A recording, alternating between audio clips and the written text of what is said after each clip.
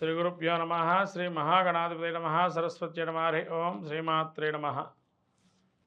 రాబోయేటువంటి డిసెంబర్ మాస ఫలితాలు చూసినట్టయితే మార్గశిర మాసము ప్రారంభమవుతుంది.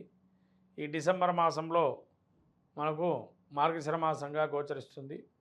కాబట్టి ఈ మాసంలో గ్రహస్థితి చూసినట్టయితే ముఖ్యంగా మనకు ఈ గ్రహస్థితిలో వక్రగత అయినటువంటి గురువు వీక్షణ మేషం మీద వృషభ రాశిలో సంచారం చేస్తూ, అట్లానే కుజుడు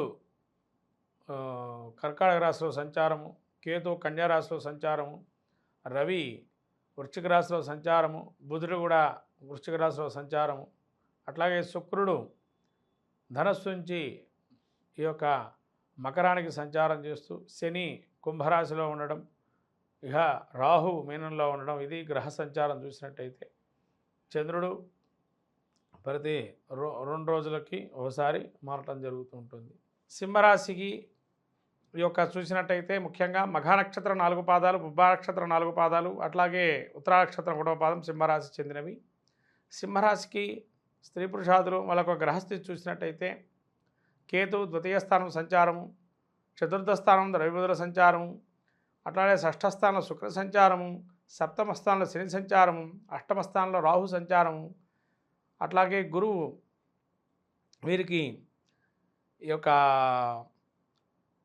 దశమస్థితి వీక్షణ, ఏకాదశంలో ఈ యొక్క దశమస్థితిలో ఉండి భాగ్య వీక్షణ, అట్లానే వీరికి మన యొక్క ద్వాదశంలో కుజుడు ఈ యొక్క సంచారం చూసినట్టయితే ముఖ్యంగా సింహరాశి వారికి ద్వితీయ స్థానంలో కేతు సంచారం వల్ల జ్ఞాతుల వల్ల కానీ కుటుంబంలో ఉండేటువంటి వారితో కానీ కొంత కలహాలు ఏర్పడే అవకాశం ఉంటుంది. కాబట్టి కొంత జాగ్రత్తగా వ్యవహరించడం అనేది తెలుసుకోవాల్సినటువంటి విషయం. ఏ మనిషిని కూడా మనం మాట్లాడేటప్పుడు అవతల మనిషిని నొచ్చుకోకుండా మాట్లాడే ప్రయత్నాన్ని 100% చేయాలి. అలా చేయటం వల్ల మీకే మంచిది. అట్లాగే ధన సంపాదన కూడా ఒకటి వస్తుంది అనుకుంటే దానిలో సగమే రావడం అవకాశం ఉంటుంది. అంటే ఎందుకు కారణం ఏంటంటే మీరు ఒక దాని మీద ఆశ పెట్టుకుంటారు. ఆశ లేకుండా ఉండాలా, ఆశా జీవితాన్ని గడపకూడదు.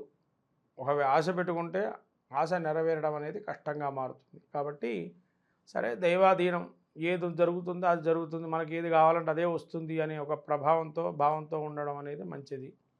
అట్లాగే రవి బుధులు వీరికి చతుర్థ స్థాన సంచారం వల్ల తదుపరి పంచమ స్థాన సంచారం ఉంది. కాబట్టి మాసంలో చతుర్థ స్థానం రవికి కొంత ప్రతికూలం కాబట్టి ఈవెన్ పంచమ స్థానమైన ప్రతికూలమైన కొంత అనుకూలమైనటువంటిగా ఉంటుంది. బుధుడు ఈ యొక్క చతుర్థాది పంచమ స్థానం ఏదైతే ఉందో ఈ బుధుడు చాలా మంచివాడుగా గోచరిస్తున్నాడు.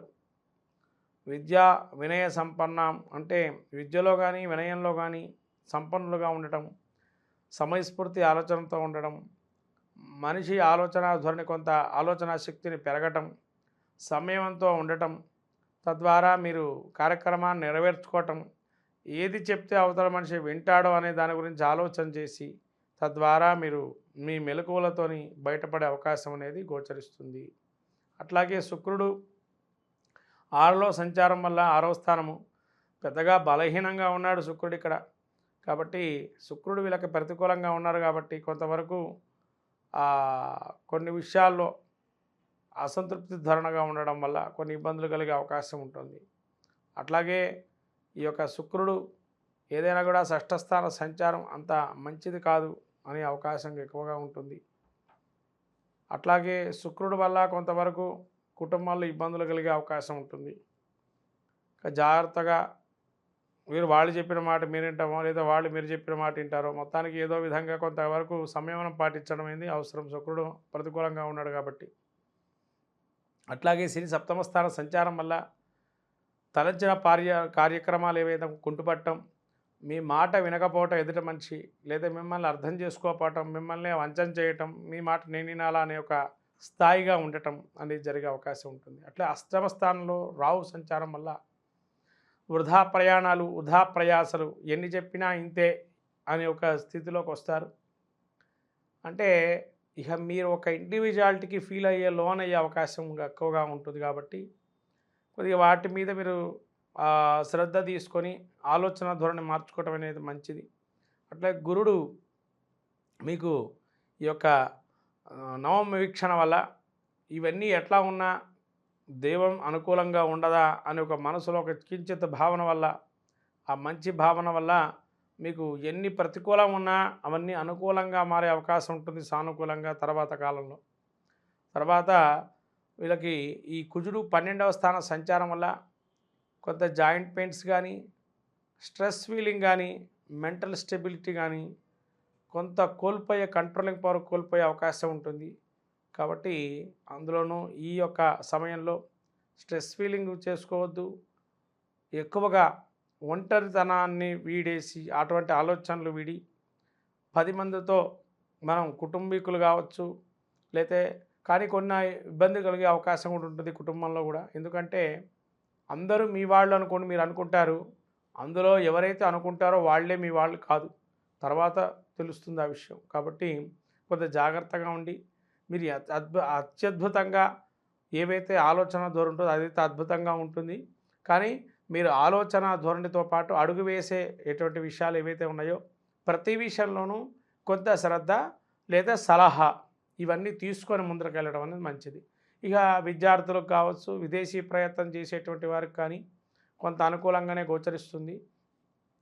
అయితే రాజకీయ నాయకులకు మాత్రం కొంత ప్రతికూలంగా ఉంటుంది. కాబట్టి వాటికి కొద్దిగా అనుకూలమయ్యే అవకాశాలు ఇంకా మీకు రావాలి, వాటి గురించి ప్రయత్నం చేయండి.